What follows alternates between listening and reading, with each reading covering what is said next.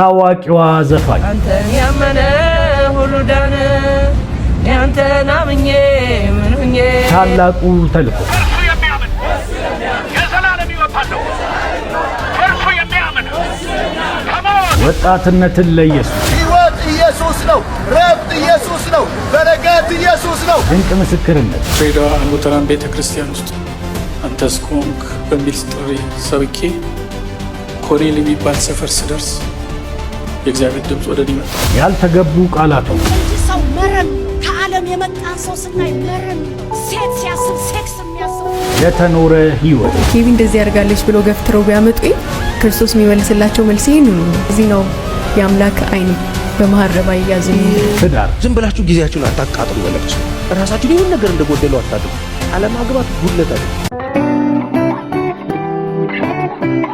ጸጋና ሰላም ይብዛላችሁ። እንዴት ናችሁ? እግዚአብሔር ይመስገን እኔ በጣም ደህና ነኝ። ለዛሬም በአዲስ ቪዲዮዎች ተመልሼ መጥቻለሁ። ለዚህ ዩቲዩብ ቻናል አዲስ ከሆናችሁ ሰብስክራይብ በማድረግ ቤተሰብ ሁኑ። ሁሌም የምለቀው ቪዲዮ ደግሞ በጊዜ እንዲደርሳችሁ የደውል ምልክቷን በመጫን መከታተል ትችላላችሁ። እስከ ቪዲዮ ቆይታ ድረስ አብራችሁን ቆዩ።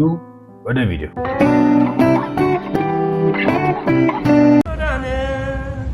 ሶፊያና ጂጂ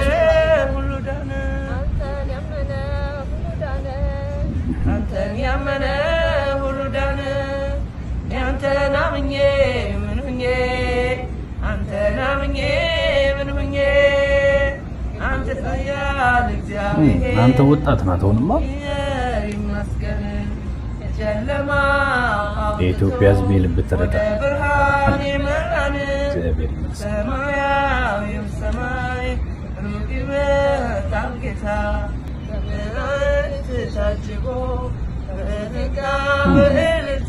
ስለ ጌታ ነው የምታወራው።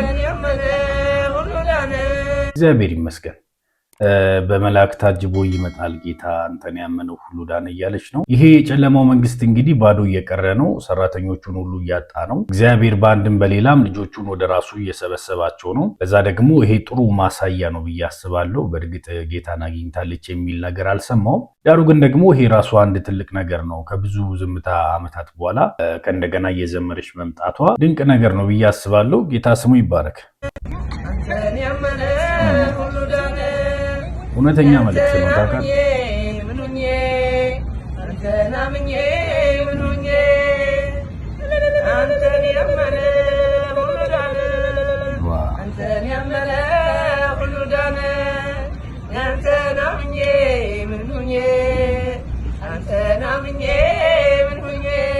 ታውቃለህ ትክክለኛ መልእክት ነው። ነገር ግን ደግሞ አንዳንድ ነገሮች አክሽን ይፈልጋሉ። ያ ማለት ምን ማለት ነው? እኔ አንተን አምኜ ምን ሆኜ አንተን ያመነም ሁሉ ዳነ እያልክ ነገር ግን ደግሞ በዛ ህይወት ውስጥ አለመገኘት ከባዱ ነገር ነው። አያችሁ መጽሐፍ ቅዱስ ለዛ ነው ቃሉን የምትሰሙ ብቻ አትሁኑ የምታደርጉ ሁኑ እንጂ ብሎ የሚናገረው። አንዳንድ ነገሮች ማድረግ ይፈልጋሉ። በእግዚአብሔር ልጅ በኢየሱስ ክርስቶስ አምኛለሁ ካልክ ያንን እምነትን የምታሳይበት መንገድ ይኖራል። አንድ ህይወትን በሙሉ ለሱ በመስጠት በህይወትህ ላይ ጌታ እንዲሆን መፍቀድ አለብህ። እኔ አንተን አምኜ ምን ሆኜ ብለህ ስትዘምር ህይወትን በሙሉ መስጠት አለብህ። ያ ካልሆነ ግን ቃሉን የሚሰሙ ነገር ግን የማያደርጉ የተፈጥሮ ፊታቸውን በመስታወት እንደሚያዩ ነገር ግን ደግሞ መልሶ እንደሚረሱት እንደዛ ያሉ ሰዎች እንሆናለን ማለት ነው። አያችሁ ከኛ እግዚአብሔር የሚፈልገው እንድንሰማ ብቻ ሳይሆን እንድናደርገው ነው። አያችሁ አንድ ሰው የሁለት ጌቶች ባሪያ ሊሆን አይችልም። ወይ አንዱን ይወደዋል ደግሞ አንዱን ይጠላዋል። ለዛ ነው መጽሐፍ ቅዱሳችንም በሐሳቡ የሚወላውል ከእግዚአብሔር አንዳችም አይቀበልም ይላል። ለዛ ለገባን እውነትና ለተረዳነው ነገር መኖር መቻል አለብን። አንድ ያለንን ህይወት ለሁለት መንግስቶች ከፍለን መኖር አንችልም። ወይ ግዴታ አንደኛው ጋር እንገባለን አንደኛውን ደግሞ እንክዳለን። ለዛ አንተን አምኜ ምን ሆኜ የሚለው መዝሙር አክሽን ይፈልጋል። አያችሁ ለእግዚአብሔር ብቻ መገዛትን ይፈልጋል። እግዚአብሔር ደግሞ ይሄንን እንደሚያደርግና እንደሚረዳ ታምናለሁ። ዘፈን ኃጢአት ነው። ኃጢአትን ደግሞ እየሰራን እግዚአብሔርን ደስ ማሰኘት አንችልም። የዓለም ወዳጅ መሆን አንችልም። የዓለም ወዳጅ የሆነ ይላችኋል ያዕቆብ የእግዚአብሔር ጠላት ሆኗል ይላችኋል። ለዛ የእግዚአብሔር ጠላት እንዳትሆኑ ግዴታ ምን ማድረግ አለባችሁ? ከእግዚአብሔር ጋር መስማማት መቻል አለባችሁ። ሱራፌል ይሄ የሚበረታታ ስራ ነው። ወደ ሕይወት ተሻግሯል። እርሱ የሚያምን ከፍርድ ያመልጣል። እርሱ የሚያምን ከሞት ያመልጣል። እውነተኛ መንገድ የተሳባችሁ መንገድ የጨለመባችሁ ሞት የሚሸታችሁ የምስራች ኢየሱስ ሕይወት ነው። ኢየሱስ መንገድ ነው። ኢየሱስ ሰላም ነው። ኢየሱስ ረብ ነው። መዳን ከሌላ ከማንም የለም። የመዳኛው መንገድ አንድ አይደለም፣ ሁለት አይደለም፣ አምስት አይደለም፣ ስምንት አይደለም፣ ሀያ አይደለም፣ ሀያ ሁለት አይደለም፣ 44 አይደለም። የመዳን መንገድ ጌታ ኢየሱስ ነው። ኢየሱስ ነው። ጌታ ኢየሱስ ይባርካችሁ። በቃ እንዲህ ያለ አገልግሎት ደግሞ በመሀል ስታገለግሉ ቆንጆ ነው። ማን ነው ሰው አያችሁ ሆነ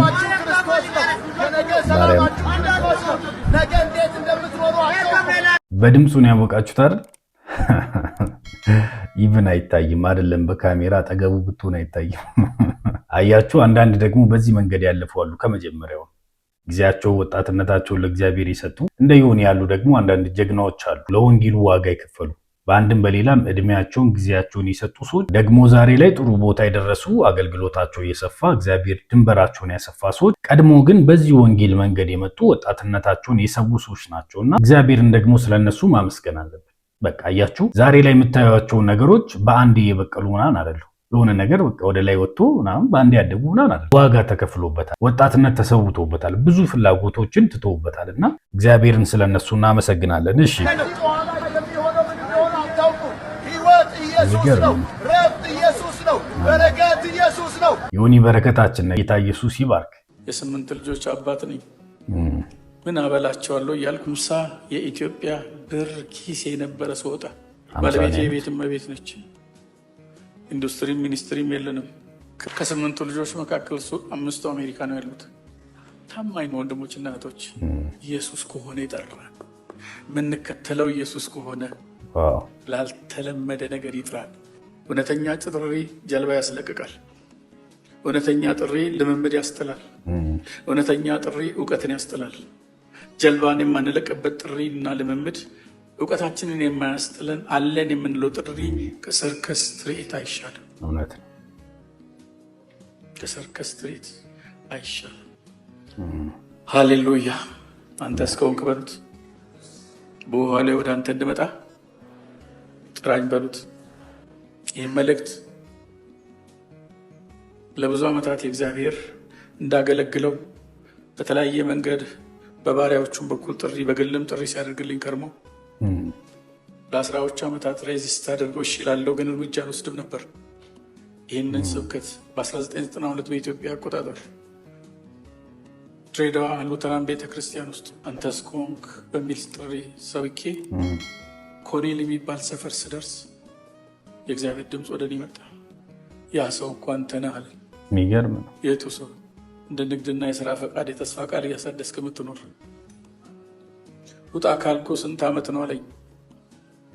የ8 ልጆች አባት ነኝ። ምን አበላቸዋለሁ እያልኩ ነው። ግን እግዚአብሔር የማበላውንም አላሳየኝም።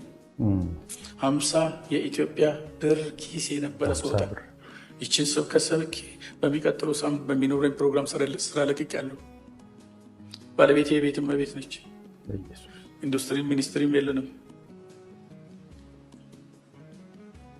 እስካሁን እግዚአብሔር ስሙ ይባረክ። ልጆች የሰላማዊ ሰልፍ አልወጡብኝም። ወደ ስራው ይመለሳል አሉ። እግዚአብሔር ታማኙ ነው፣ ምርቶናል። ክብር ለእግዚአብሔር። ዛሬ ልጆች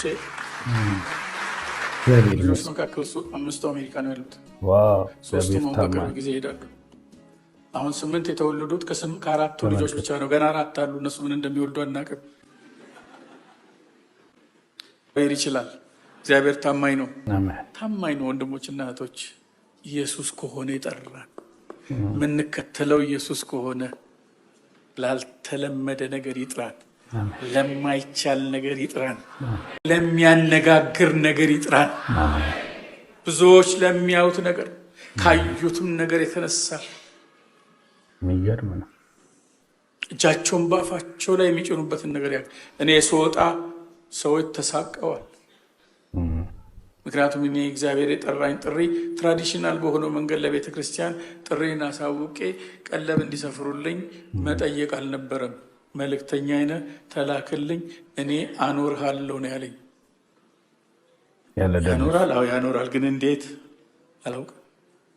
ስለዚህ ወደ ቤተ ክርስቲያን ሄጄ ነግሬ ለኢትዮጵያ ሙሉ ወንጌል፣ ለቀጠናዬ ሙሉ ወንጌል፣ ለቤተ ክርስቲያኔ አሳወቅኩኝ። ጥሪውን ተቀበሉ፣ አገልግሎቴን ተቀበሉ፣ የቀለቡን ነገር ለእግዚአብሔርና ለእኔ ተውልኝ አልኳቸው። የሚገርም ነው። አንተ ያሳደካቸው ልጆች ያገለግሉ አይደል እንዴ? ለምን አታመለክትም? ቀለብ እንዲሰፈርልህ ስለ መስሪያ ቤት መቀየር አልፈለግኩም አልኳቸው። ነገረኛ ነህ ብለው አለፉኝ። 14 ዓመት ያለ ሳላሪ ተከልክዬ አይደለም ወገኖች፣ እንዳትሳሳቱ። በቃ እንደዚህ ኑር ብሎኝ። እንግዲህ 8 ልጅ ማለት 8 ወንበር እኮ አይደለም፣ 8 የሚበሉ እኮ ናቸው፣ ቢጠጡ እኮ ናቸው እናንተ። ኧረ ጉድ! ቀልድ አይደለም። ምን እንዳደረገኝ እኔ አላውቅም። እኔ ነክቶ እንደሆነ አላውቅም። ወጣሁ 50 ብር ይዞ ሰው ይወጣል። ኢየሱስ ግን ታማኝ ነው። ምክንያቱም እቺ ስብከት ራሱ ላልተለመደ ነገር እያልኩ ለፍልፍ ያለው እኔ ለሌላው መስሎኝ እንጂ ለእኔ መስሎኝ ነው። ለሌላው የሰበኩ መስሎኝ ተገላገልኩ ብዬ ያ ሰው እኮ አንተ ነህ አለኝ እግዚአብሔር። ለወንጌል የወጣሁት በዚህ ጥሪ በዚህ ቃል ነው። ይህን ሰብኬ በሳምንቱ ወጥቻለሁ። ከ26 ዓመት በፊት የነበረ ጽሁፍ ነው እንግዲህ ትምህርት ነው። እኔ የዛን ጊዜ መረዳት ይሄ ነበር። ይችላል። አዎ እንጸልይ ሁላችንም። ጌታ ስሙ ይባረክ። አያችሁ እንዲህ ያሉ ምስክርነቶች ደግሞ አሉ፣ ህይወታችሁን በባዶ መምራት እንደምትችሉ ከእግዚአብሔር ጋር የሚያሳዩ። በኢትዮጵያ 50 ብር 8 ልጆች ይዘ ስራ መልቀቅ ማለት አስበው ራስን ዘንድሮ ብቻህን ሆነ መልቀቁ ራሱ ከባድ ነው፣ በጣም ከባድ ነው። 50 ብር አይደለም 1 ሚሊዮን ይዘ በጣም ይከብዳል ዘንድሮ አይደል? እንዲህ ያለ እምነት ዘንድሮ የሚያስፈልገናል። ግን በቃ በእግዚአብሔር ላይ ብቻ መታመን፣ እግዚአብሔር ከዜሮ እንደሚያበዛ ማኖር እንደሚችል፣ ማንንም ሳይጠራ ደግሞ ማቆም እንደሚችል ማሳያ መሆን አለብን ዘንድሮ እኛ ማምነን። በኢትዮጵያ 50 ብር 8 ልጆች ይዘ ስራ መልቀቅ በጣም ከባድ፣ ነገ ምን አበላቸዋለሁ ብለህ ማሰብ ማለት እኮ ነው። አያችሁ ግን በእግዚአብሔር ላይ መታመን ማለት ለሰማችሁት ድምፅ ታዛዥ መሆን ማለት ነው። በቃ አንተ ኮንክ ታደርጋለህ ብሎ መራመድ ማለት ነው።